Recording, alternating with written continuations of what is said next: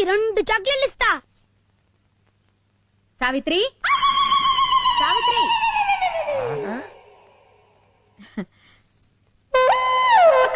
అక్క, నా మంగళసూత్రం గట్టిది, లేకపోతే ఈయన రాత్రి గుడుకుమనేవాడు.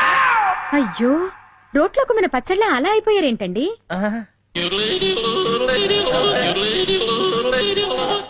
అదే నాకు అర్థం కావటం లేదక్క.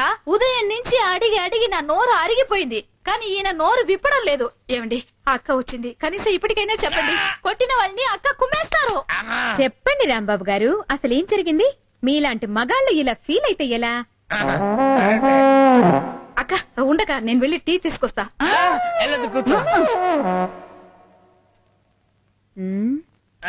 ఏరా, పెళ్ళాన్ని ఏడిపిస్తున్నావని 4 తగిలిస్తే రేప్ చేయడానికి వస్తావా?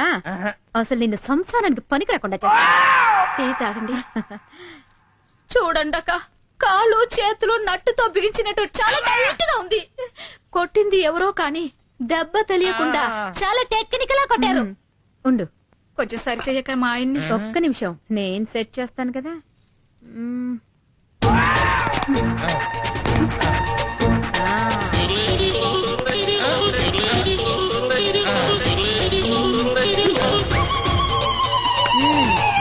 ఇప్పుడేం పర్వాలేదు, జాగ్రత్తగా ఉంటే అన్ని సర్దుకుంటాయి, లేదంటే ఫ్యూజ్ కాలిపోద్ది.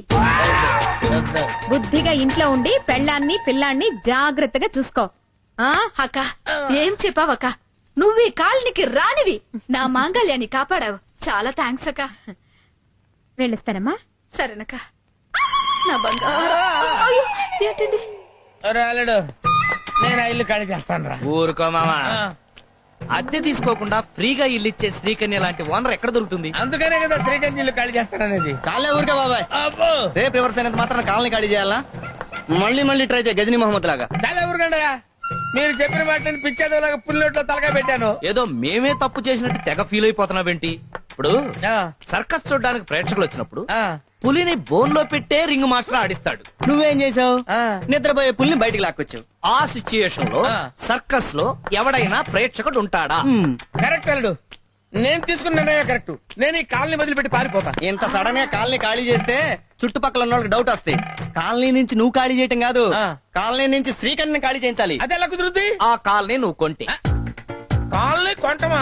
అద్దె కట్టడానికి ఠికానా లేదు, కాలనీ ఎలా కొంటానల్లుడు? ఏ అదృష్ట దేవత ఆకాశం నుంచి ఊడిపడి బంగారు బిందెలిస్తే తప్ప. బాబాయ్ అక్కడేదో యాక్సిడెంట్.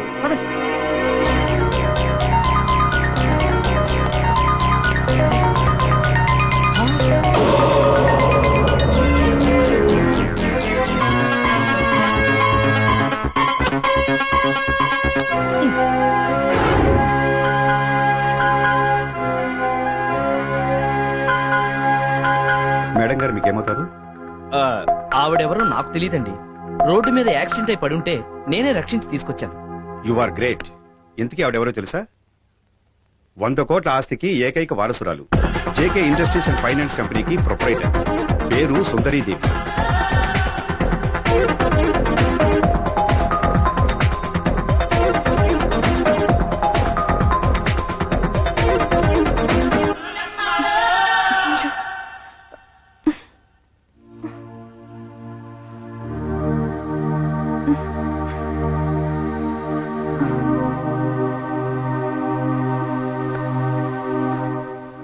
ఎక్స్క్యూజ్ మీ, మేడం గారు స్పృహలోకి వచ్చారు.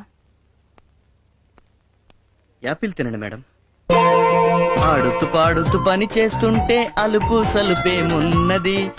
బకార సందేశి నీకిస్తే ఆనందంగా ఉంటది. అల్లుడు రాబావా, నీకు మొహమాటం ఎక్కువ. రాలుడు, మేము ముగ్గురువేనండి మిమ్మల్ని కాపాడింది. నమస్తే అండి. ఈ మాత్రానికే నమస్కారం ఎందుకండి? మనిషి అన్న తర్వాత ఆ మాత్రం చేయపోతే ఎలా? యా పైగా డబ్బున్న వాళ్ళు మీలాంటి వాళ్ళు సాయం చేస్తే పుణ్యం పురుషార్థం దక్కుతుంది కదా. అంతేగా బావా? అంతే అంతే. ఇది నా విజిటింగ్ కార్డ్, మీరు నన్ను రేపొచ్చి కలవండి.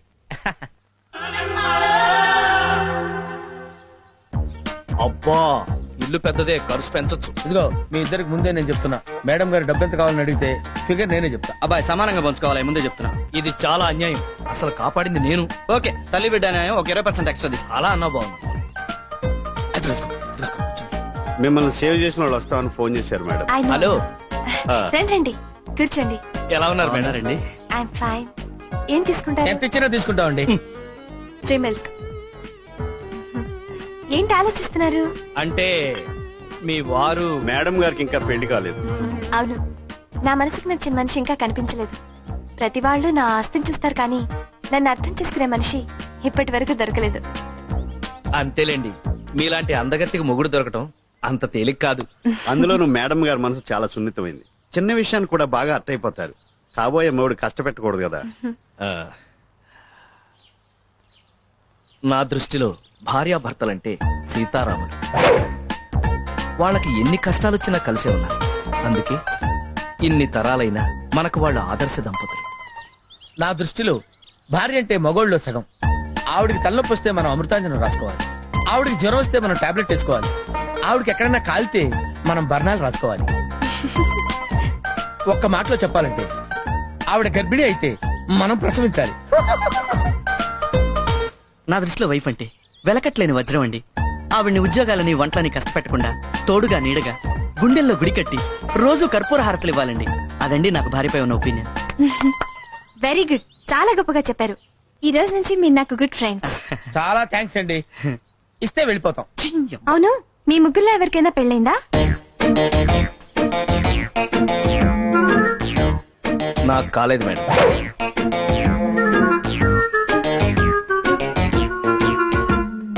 నాకు కాలేదు మేడం.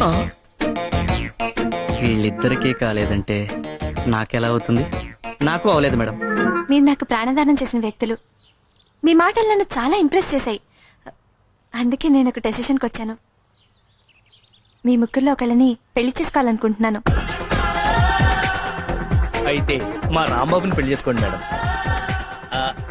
మా చంద్రాన్ని తీసుకోండి. అలా కాదులేండి, వీళ్ళిద్దరిలో ఎవరో ఒకరిని చేసుకోండి. ఆహా, చాలా గొప్ప ఫ్రెండ్షిప్ అండి మీది. మీ ముగ్గురు నాకు చాలా బాగా నచ్చారు. ఒక వారం రోజుల్లో మీలో ఎవరిని పెళ్లి చేసుకునేది డిసైడ్ చేస్తాను. అర్థమైంది కదా. ఇక నుంచి మీ బిహేవియర్ మీద ఒక కన్నేసి ఉంచుతాను. నాకు నచ్చిన వాళ్ళకి మంచి మార్కులు కూడా వేస్తాను.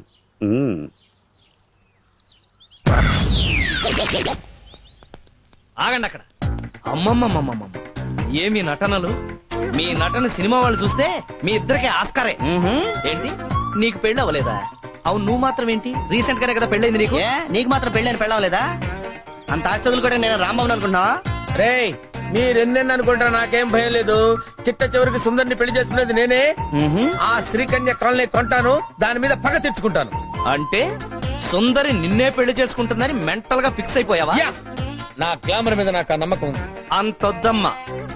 ఎందుకంటే ముందు అసలు మన ముగ్గురికి పెళ్ళైందన్న విషయం దొంగల్లాగా ఒకడికి తెలియకుండా ఒకడు సుందరి దగ్గర రివీల్ చేయకూడదు. ఇదిగో ముఖ్యంగా రాంబాబు, నీకు చెప్తున్నాను నేను. అయితే నాకు చెప్తావేంటి? ఇది చెప్పచ్చు కదా. ఒరే, నీకు కూడా చెప్తున్నాను నేను. ఏం చెప్పేది? అందరు రాంబాబులానే ఉంటారేంటి? ఆగండి. ఇలా గొడవలు వస్తాయని మనం మర్యాదగా జెంటిల్మెన్ అగ్రిమెంట్ కి రావాలి. ఒట్టేయండి. ఒట్టు. ఓకే. ఏంటి ఓకే? సుందరి ముగ్గురులో ఒకళ్ళనే పెళ్లి చేసుకుంటే మిగతా ఇద్దరి పరిస్థితి ఏంటి? అదా నీ డౌట్? యా. ఇలా చేస్తే ఎలా ఉంటుంది? ఎలా? సుందరి ఎవరిని పెళ్లి చేసుకున్నా వాళ్ళు మిగతా వాళ్ళిద్దరికి చెరొక ₹1,00,00,000 ఇవ్వాలి. Okay okay. Okay okay. Done. పిచ్చిన బచ్చాల కాపాడింది నేనైతే క్రెడిట్ మీరు కొట్టేసి సుందరికి మొగుడైపోవాలనుకుంటున్నారా? సుందరిని వారం రోజుల్లో పడగొట్టి మీ ఇద్దరికి షాక్ ఇస్తాను. మీ ఇద్దరిలోకి కుర్రాణ్ణి, ఉత్సాహవంతుణ్ణి. సుందరి నాకు కాకుండా మీకెలా పడుతుందిరా? నా లేటెస్ట్ తెలివితేటలతో ఆ సుందరిని లూప్ లైన్ లోకి లాగి ఆమె ఆస్తికి వారసుడిని కాకపోతే నా పేరు చంద్రం కాదురా. హైట్ తక్కువ, ఏజ్ ఎక్కువ అనుకుంటున్నారేమో. అసలు ఈ పర్సనాలిటీ అంటేనే అమ్మాయిలు పెళ్లి చేస్తారా? జుట్టు ఊడిందని తక్కువ అంచనా వేస్తున్నారేమో. ఎప్పుడు అలా అనుకోవద్దు. సుందరిని పెళ్లి చేసుకుంటాను, ఆ కాలనీకి ఓనర్ అవుతా. ఛాలెంజ్. ఆల్ ద బెస్ట్ మావా, ఆల్ ద బెస్ట్ చందు. మీరు కూడా రిలాక్స్. Nathan, the youth.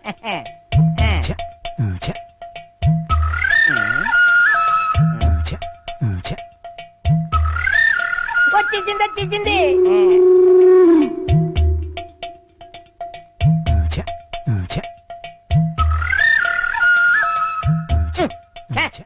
వెళ్ళిపోయిందేటి? ఎక్కడికి వెళ్ళిందబ్బా? ఇదేటిది ఇంత దగ్గరగా వచ్చేసిందేటి? శ్రీకన్యేనా? శ్రీకన్యే నా ఇంటికొచ్చి నా పక్కనే నిలబడినట్టుగా ఉంది. అవునరా, నీ ఎదురుగానే ఉన్నాను. ఆ? ఏంట్రా, ఏం చేస్తున్నావురా? అదే అదే సిగ్గు లేదురా ముసలి వెధవా. నేనే ముసలి కాదు, నితిన్ ద యూత్. అసలు ఎన్నాళ్ళ నుంచి చేస్తున్నావురా ఈ వెధవ పని? అది కాదు కన్యా, నీకేమో నీ మొగుడు లేడు, నాకేమో నా పెళ్ళ మరొకటి లేచిపోయింది. ఇద్దరికి లాంగ్ గ్యాప్ వచ్చేసింది కదా, కాబట్టి నన్ను ఉంచుకుంటావా? ఉమ్. పోనీ పెంచుకుంటావా? ఫ్యాన్ ని 5లో పెట్టి దాని కింద నిలబెడితే గిరగిరా తిరిగి బోర్ల పడతావు. నీకు నేను కావాలరా? ఏం ఫ్యాన్ 5లో కాకుండా 1లో పెట్టచ్చు కదా? రేపు మాప పోయేవాడవని వదిలేస్తున్నాను, లేకపోతే నిన్ను. అంత భాగ్యమా? అలా కానీ నీ చేతిలో చచ్చిపోయినా పర్వాలేదు. Nitin the youth